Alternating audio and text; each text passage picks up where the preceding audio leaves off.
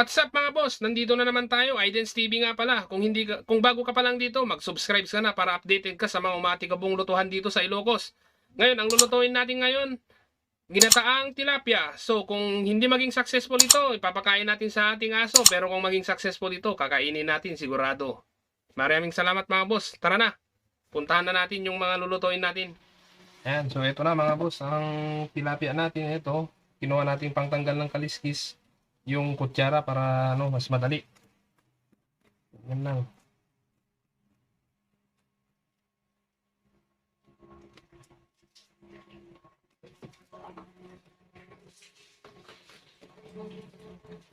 Tapos tatanggalan din natin ng hasang. Tapos yung pagtanggal ng hasang mamaya boss, may technique yun para hindi masyadong malansa. Total, kamo rin naman to. Tatanggalin na rin natin yung yung mga buntot-buntot dito. Bubuntingin na rin natin para malinis tignan yung tilapia natin. Mas masarap kasi pag malinis yung tilapia, di ba mga boss? Lalo na pag mga ganitong maputing tilapia, masarap to. Oh my God! Tapos, siguraduhin lang natin na natanggal lahat. Tanggal yung hasang. Ganito mga boss. Ayan. Ayan. Lagyan lang natin muna dyan. Tapos lilinisan natin mamaya itong lababo natin. Tapos tanggalin na rin yung yung apdo para hindi mapait.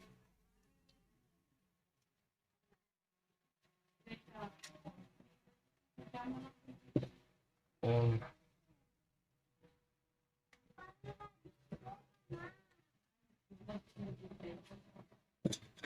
Sunod.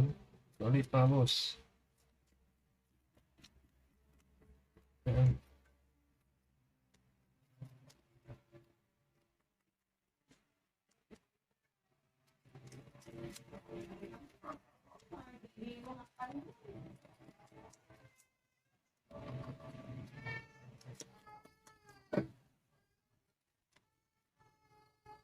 Ayan mga boss. Ayan.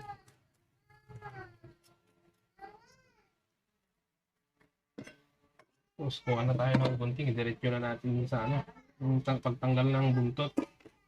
Makita natin. Ayan. Kami kasi pag nagluluto kami dito, tinatanggal na namin ganyan. Tanggalan na rin ng mga to.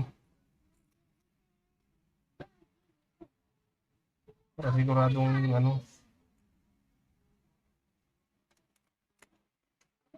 mga boss. Ayan.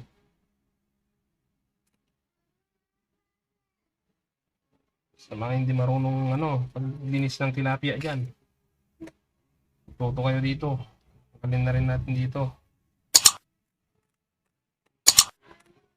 Ayan mga boss. Tapos tanggalin na rin natin yung hasang ulit.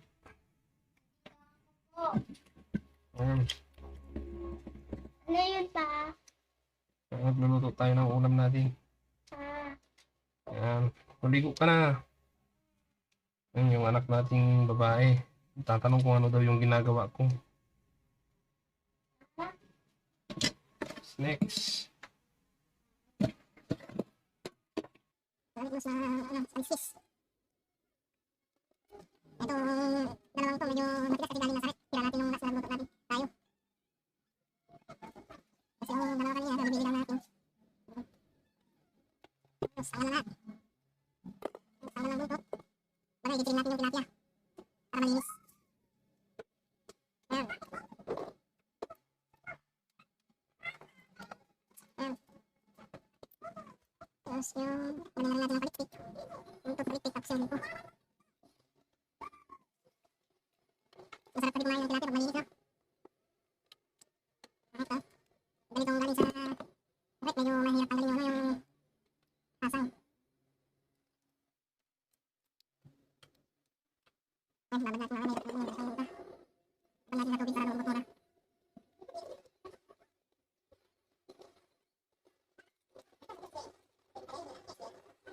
Tapos, hati-hatiin natin ito, halos. May natin, kalahati. May isang, isang tilapia. Tapos, rin ulit.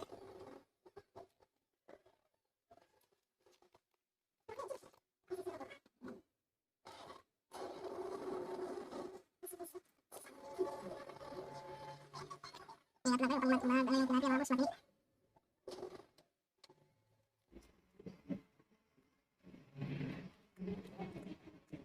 Ayan.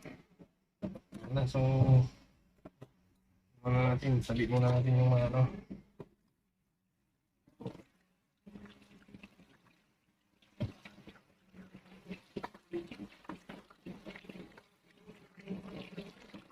So ayan mga boss, babalik tayo mamaya para ano, hindi masyadong mahaba yung video natin. So ayan mga boss, ang susunod na ihanda natin is yung gata ng nyug. Ayan, lagay muna natin dito. Tapos kuha tayo ng lagayan ng gata.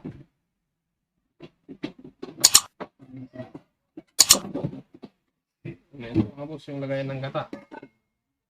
Tapos lagyan muna natin ng ano, ng kunting tubig tong ano, tong nyog. Tapos pipigayin natin.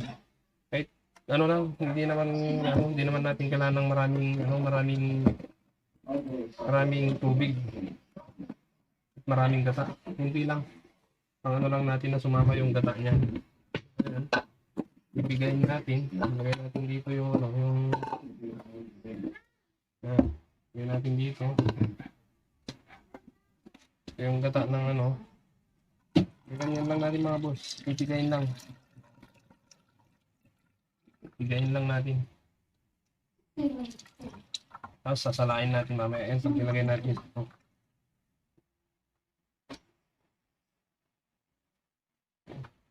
mga boss, ayan.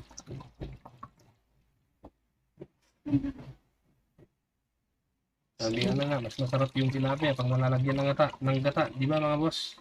What? Ayan.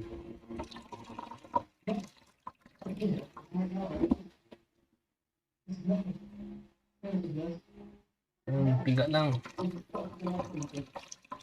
Hanggang sa wala ka nang mapiga na ilalagay na gata sa tilapia. Yun yung masarap, boss. Ayan. So, okay na tayo dyan sa gata na yan. Tutusin, marami pa tayong makukuha doon sa nyug, pero hindi naman natin kailangan ng maraming gata. Yan. Next nating ihanda yung hiwagang lutuan at saka yung mga rekado natin, yung bawang, luya at saka sibuyas. Yun yung susunod na handa natin mga boss. Okay, so ayan na mga boss. Nakahanda na yung lutuan natin. Ang gagawin kasi nating una, papaksiw muna natin yung yung tilapia bago natin lagyan ng gata. Kumbaga sa huli na ilalagay yung gata. So ang una, ilalagay muna natin tong mga rekado natin mga boss. Halo-halo na natin diyan. Ayan. Ayan. Nandun na yung luya, bawang at saka sibuyas. Tapos lagyan natin ng paminta mga boss. Mas maganda ganyan. Medyo durog na yung paminta. Tapos lagyan na rin natin yung dahon ng laurel. Kunti lang. Para tanggal lansa. Siguradong mabango yung tilapia. Mas masarap kumain pag mabango mga boss. Ngayon, lagay na natin yung tilapia mga boss. Ito. Siguraduhin lang natin mga boss na natanggal yung yung hasang niya. Sigurado para mas mabango. Hindi siya malansa mga boss. Yun kasi yung nagpapalansa sa tilapia pag hindi natanggal yung yung hasang. Yan. Ganyan boss. Lagay na natin lahat diyan. Tapos ang next, diyan na rin natin ng suka. Ito, sukang Iloko. May tatak pa mga boss. Tatak ni kamatayan. Nandun nakahawak oh. Diyan natin ng suka. Kunti lang mga boss. Ayan. Ayan. Tapos, lagyan na rin ng asin. Ayan mga boss. Ayan. And tapos magic sarap at saka lagyan na rin natin ng magic sarap mga boss. Ayan. Tapos lagay tayo ng konting betsin. Bitsin. Yan, konti lang. Tapos, kuha tayo ng konting tubig mga boss.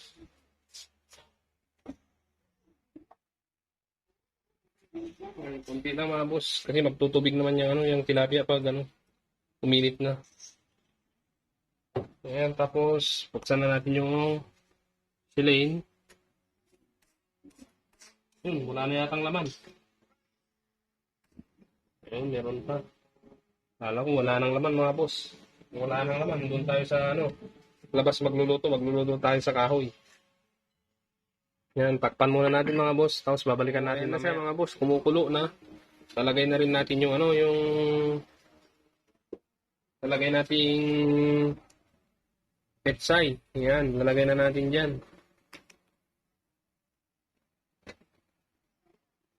Yan. Lagyan na natin mga boss. Babali lang natin yung dahon ng petsay. Yan. Tapos lagay na rin natin yung gata mga boss. Yan.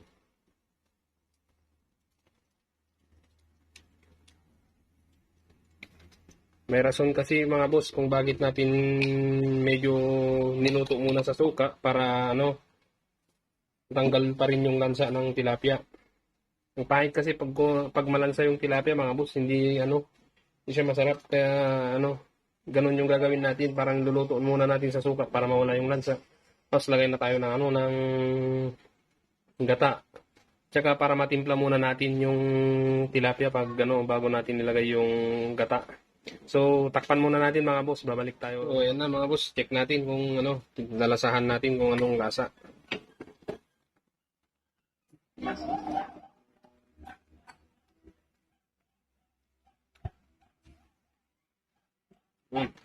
Medyo mga boss, medyo kulang sa asim. Lagyan muna natin ng konting suka pa para medyo umasim ng konti.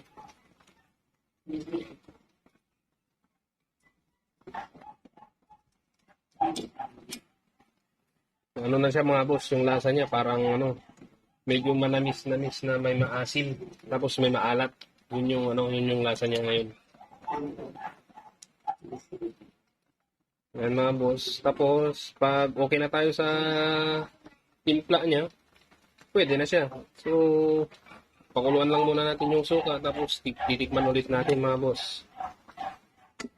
Ayan, lang natin, papasukin lang natin yung sabaw niya. Manulit natin.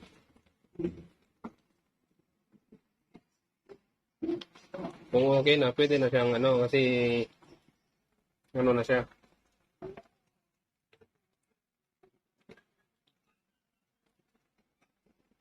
Ayun, timplang-timpla na mga boss. Lang natin, patanggalan na lang natin muna ng sabaw niya. Ayan lang muna natin na nakaganyan. Tapos pag medyo bumaba na yung sabaw. So ayan mga boss, okay na siya. So pwede na mga boss, pwede na nating patayin yung yung silane. Pwede na tayong kumain mga boss. Ihahanda na natin kasi na siya, okay naman na yung lasa. Okay na yung sabaw kasi kailangan ng mga bata yung may kunting sabaw, kaya medyo nilagyan natin ng kunting sabaw. Pero kung gusto nyo walang sabaw, puntihan nyo lang yung yung tubig ng gata, pwede rin. Pero sa amin kasi mahilig yung mga bata namin na na may sabaw pa rin, kaya medyo nilagyan namin ng konting sabaw. So tara na mga boss, kain na. So ayan mga boss, naka-ready na, kainan na. Nandyan na yung niluto natin. Nandyan na si Boss Aiden. Boss Aiden, si Ate Desha. So let's go, kainan na. Ayan. Mong gabi yan eh. Kung nagpapapag si Ate Desha, yan ang sabaw.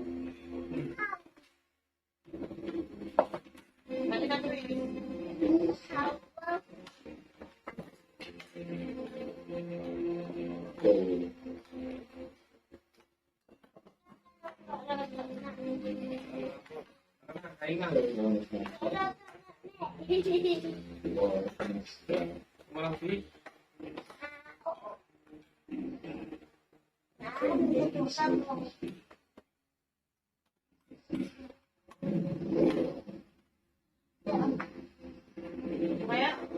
Kailangan ko.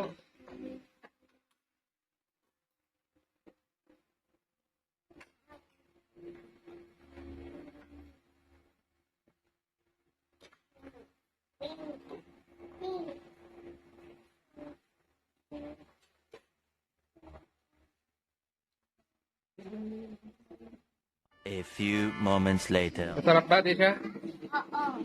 Yan, so, yan na lang yung kakainin ng ano natin, aso natin mga boss, successful eh. Yan. Tapos may natira pa dyan. Pwede pa rin sa bukas yan, mga boss. Yan. So, tapos na, mga boss, ang kainan. So, ayan mga boss. Tapos na po yung niluto nating tilapiyang may gata. Successful, kaya tayo yung kumain, hindi yung aso natin, mga boss. Kaya kung hindi ka pa nakasubscribe sa channel ko mga boss, mag-subscribe ka na, Boss Aidens TV, para lagi kang updated sa mga umaatikabong lutuan dito sa Ilocos mga boss. Kaya maraming salamat mga boss sa panonood.